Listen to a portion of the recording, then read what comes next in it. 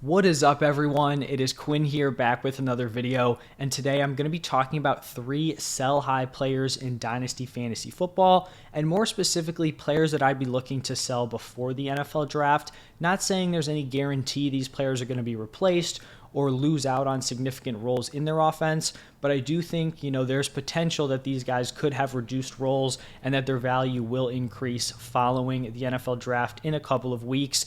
Over the next few days, I'm going to be putting out my final set of rookie rankings heading into the draft, and then also after the draft, I'll be updating those, getting those out to all of you. So if you do want to, check in on those, if you subscribe to the channel, turn on post notifications, all of that stuff. But let's just jump right into the first sell-high player, and we're going to start it off at the running back position with Miles Sanders. Right now, he is valued on Keep Trade Cut as the running back 21 and around like the 8-9 turn in terms of Dynasty startup drafts.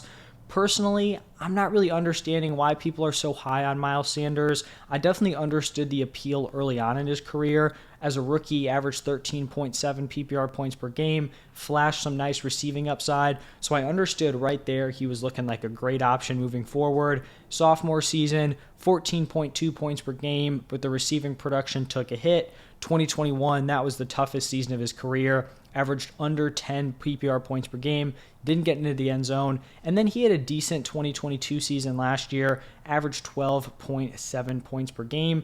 In general, I think Sanders is a fine player. I think he's a solid starting NFL running back. I'm just not really seeing the solid upside here with the Panthers. He signed a 4-year, $25 million contract, which in general at the running back position, that sounds pretty solid. 4 years for a guy who's 26 years old, that's pretty decent. But the Panthers have an out in 2025, so this very easily could be a 2-year deal for a 26-year-old running back. I don't think it would be shocking for them to take that out after 2 seasons. Now, there's not a ton of clear running back competition for Miles Sanders right now, but we do know that their running back coach, and I believe he's also the assistant offensive coordinator or assistant head coach, Deuce Staley here. He has talked about using multiple running backs, how the position is very tough. He wants to get multiple guys involved. And this isn't just coach speak. We literally saw him do this last year on the Lions with DeAndre Swift, Jamal Williams, and Justin Jackson. Do we remember how frustrating it was to have DeAndre Swift, seeing him split opportunities with Jamal Williams, and not only split 50-50, but then you had Justin Jackson getting in there for opportunities. So I don't think this is a spot where Miles Sanders is going to be the starter, have this big role. I think at best this is going to be some sort of split. And like I said earlier in the video, I also don't think he's totally safe, from the NFL draft. I'm not saying the Panthers are going to go out, draft a Bijan Robinson or Jahmyr Gibbs, who's just going to completely overtake Miles Sanders' role. I do think Sanders is going to be involved. I think he's probably going to be giving you maybe fringe RB2 production, but I wouldn't be shocked if round 3, round 4, round 5, they pick a running back who's going to be splitting some opportunities with Miles Sanders. Right now, looking at some of the other running backs going in the same range, we've got a guy, Zach Charbonnet, who's basically valued 1 round higher in terms of startup value. If you can move a Miles Sanders to get in position to pick a Zach Charbonnet, give up Sanders plus maybe a later pick, I would do that very, very easily. I would take some win now options like Derrick Henry, Aaron Jones. I feel like the appeal of Miles Sanders being 26 years old compared to Henry and Aaron Jones, who, are a few years older, it may seem significant, but a guy like Miles Sanders, is he like this top quality running back where he's going to be giving you strong fantasy production at 29, 30? Personally, I don't really think so. So I'd rather go after a guy like Derrick Henry, who could potentially give you 2 running back 1 seasons. Aaron Jones, who could be in the mix as a fringe RB1 for the next 2-3 seasons. Give me those dudes over Miles Sanders. Even a guy like Cam Akers, who's actually a few years younger than Miles Sanders and actually valued, decently behind him. I would take Akers. I'd also take Montgomery if we're looking at running backs in that same age range. So basically, just a lot of the players going around Miles Sanders I'd prefer over him, and I do think he's someone who could lose value after the NFL draft, so he's someone I would look to pivot off of.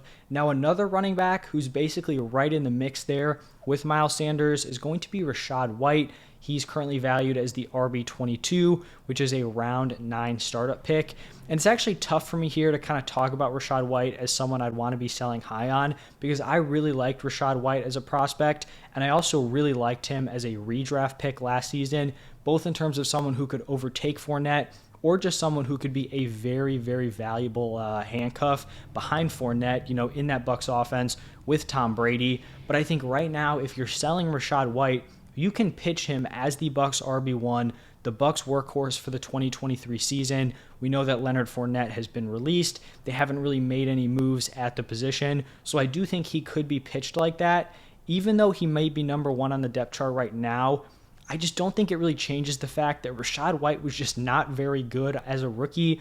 It's not like he was splitting with Leonard Fournette and was super impressive. Obviously, the Bucs offense as a whole and the run game were very brutal, but individually, Rachaad White was ranked as PFF's RB 55 out of 62, so not pretty there. You can look to the receiving upside where he caught 50 passes, but I think in general, a lot of that was just due to Brady constantly checking down, the poor offensive line, just tough offense in general.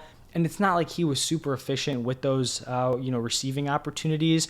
And in my opinion, the more concerning part was that he wasn't able to overtake the bulk of the receiving role over a guy like Leonard Fournette, who was injured throughout the season and basically out of his prime at this point. Looking at the NFL draft, I would honestly be pretty shocked if the Buccaneers didn't pick an RB here. Now, it could be a day 3 guy, but maybe they look round 3 for a dude also. I mean, we saw them take Rachaad White in the 3rd round last year, because just looking at this Buccaneers depth chart, behind Rachaad White, it's pretty terrible. They have Chase Edmonds, who was brutal last season, Keyshawn Vaughn, who they've had for a few years now and has barely been able to sniff the field, and then Patrick Laird, who I believe spent some time with the Dolphins, but, really isn't a guy in the NFL. So this is not a pretty running back room. So I do think they're going to look at that position in the draft. And then I mentioned a lot of these players already when I was talking about Miles Sanders, but some of the dudes ranked below Rachaad White, I would take Akers. I'd prefer a veteran like Montgomery, who I think is more locked into a role, Aaron Jones. Maybe even take a flyer on some of these younger running backs who aren't locked into, kind of hold on to their roles, and you'll get something on top of it. So even though I did like Rachaad White, heading into last season, I do think if you're interested, this could be a solid opportunity to pivot.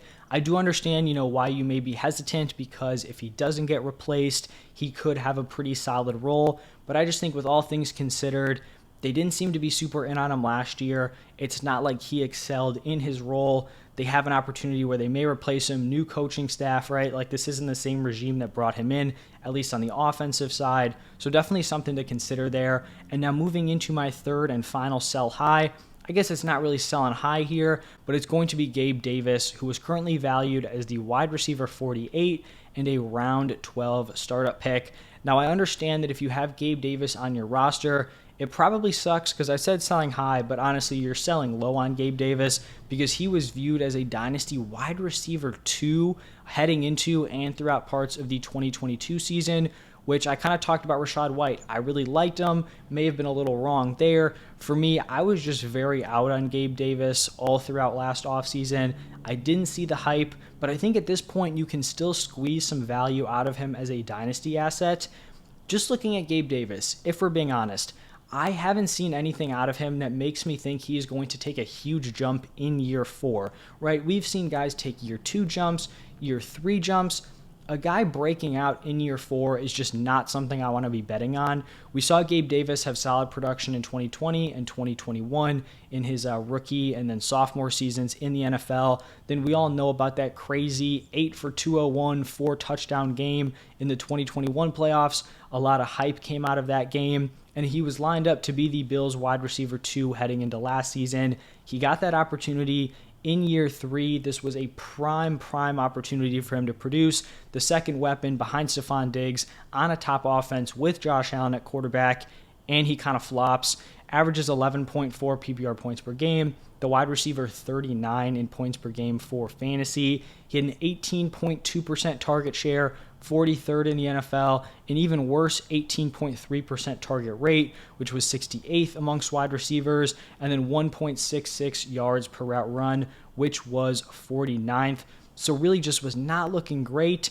And it's unfortunate because I feel like at this point we kind of just got to accept it. Even if you were in on him last year, third season in the NFL, if he can't get it done in that prime role, I just feel like it's not going to happen. I also have to imagine the Bills are going to be in the market for a wide receiver or two in this draft. And looking at some of the players who are going in the same range, I think if the roster constructions line up, you could try to flip a guy like Gabe Davis for a Tyler Lockett. Maybe a team was win now, they're trying to rebuild. I think Lockett is definitely a guy you could look into kind of getting onto your roster who can give you 1 or 2 more seasons as a top 24 wide receiver. Also, rookie wide receivers Josh Downs and Jalen Hyatt are both currently valued below Gabe Davis. I'm very in on Josh Downs. I'm not the biggest Jalen Hyatt guy, but I would still take him over Gabe Davis at this point. Just kind of try to re-roll. A guy like Wan'Dale Robinson, who's coming off of, I believe, an ACL, still someone who's shown some more flashes, early on in his career. I just think at this point, you want to be taking what you could get because best case scenario, he's going back into the season as the wide receiver 2, and that's best case, right? They could make a trade for DeAndre Hopkins. They could pick a solid wide receiver in this draft. Best case, he's re-entering as the wide receiver 2, which is the role we saw him in last year, and he completely underperformed. So for me, I would be getting Gabe Davis off my roster, just getting what I could get, and it may seem tough because his value has fallen so far, but I don't think these are bad options, like a Tyler Lockett, looking at some of these younger wide receivers, just taking an opportunity to get him off, just kind of reshoot your shot on one of these younger dudes. It's just something I would definitely consider here. So those are going to be 3 of my players I'd be looking to sell in Dynasty before the NFL draft: Miles Sanders, Rachaad White, and Gabriel Davis. That is going to wrap it up for this one. If you did enjoy, hit that like button, subscribe to the channel.